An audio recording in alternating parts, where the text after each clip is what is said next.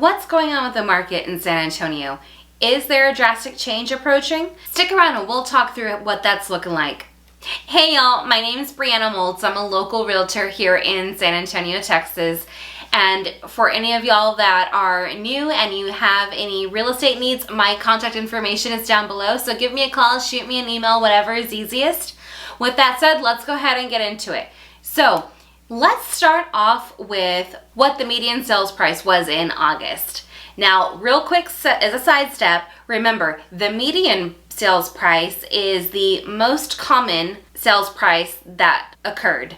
The average sales price is the total sales volume divided by the total number of houses sold. So, with that said, the median home sales price was $310,000, which was a decrease by $3,500 from July. Now, the average sales price is $360,000, which was a tiny little increase of $600 from July. Moving along to the average square price per square footage, that came in at $175 per square foot, which was a decrease of $1 from last month. Now here's where things really get interesting. For the first time since all this craziness has started, we've had a shift in our average days on market to where they are now over a month long.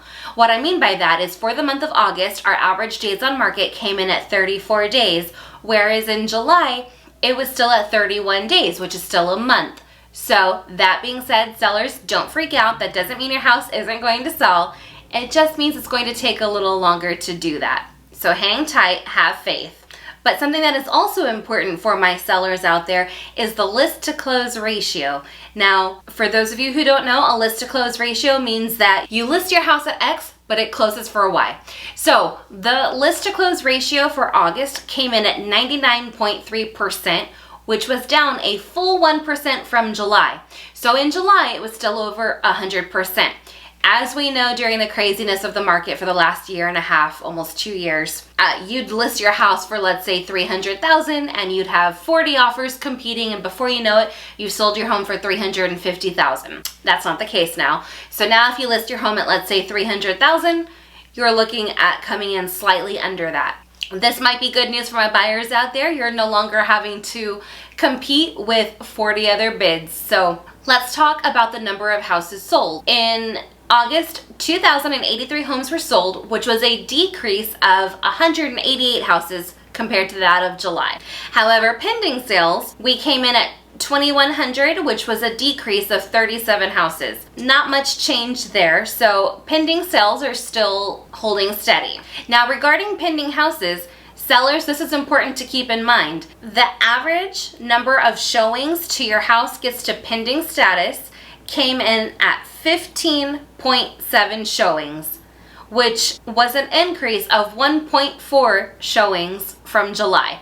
Now, obviously, you can't have 0.7 and 0.4 of a person, so let's just say 16, and it increased nearly 2 showings.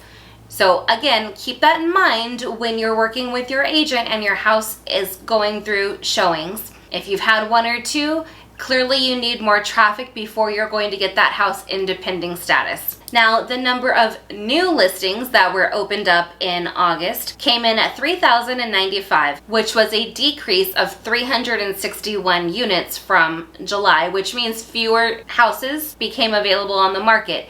Now, that being said, it is August. It's the first month of school, so you typically see the numbers slow down during then because everyone's running around trying to get the kiddos fixated because everyone usually moves before the school year starts, right? Since houses are taking a little longer to sell, if we take those and add in the new listings, the total number of homes for sale in August were 5,418, which was an increase of 415 homes compared to that of July.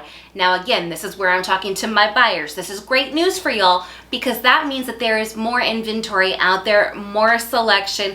Again, it reduces the feeding frenzy of everyone vying for that one house in that one neighborhood. But here's where things really take a turn that show that we are shifting. It's a slow shift, but we are shifting. So our monthly inventory supply in the month of August came in at 2.4 months worth of inventory compared to 2.2 months supply in July. Now in a normal market, you sit on average at about 6 months supply, so clearly we still have a long way to go to get to even a normal market. However, it does show that there are more homes out there, which is helping to level things off. Again, sellers, don't panic, but buyers, this is great news for y'all because again, you've got more options out there. Now, leave a comment down below with your zip code because I can do a localized update specifically for your zip code and give you information specific to that. And I'll see y'all next time. Bye, y'all.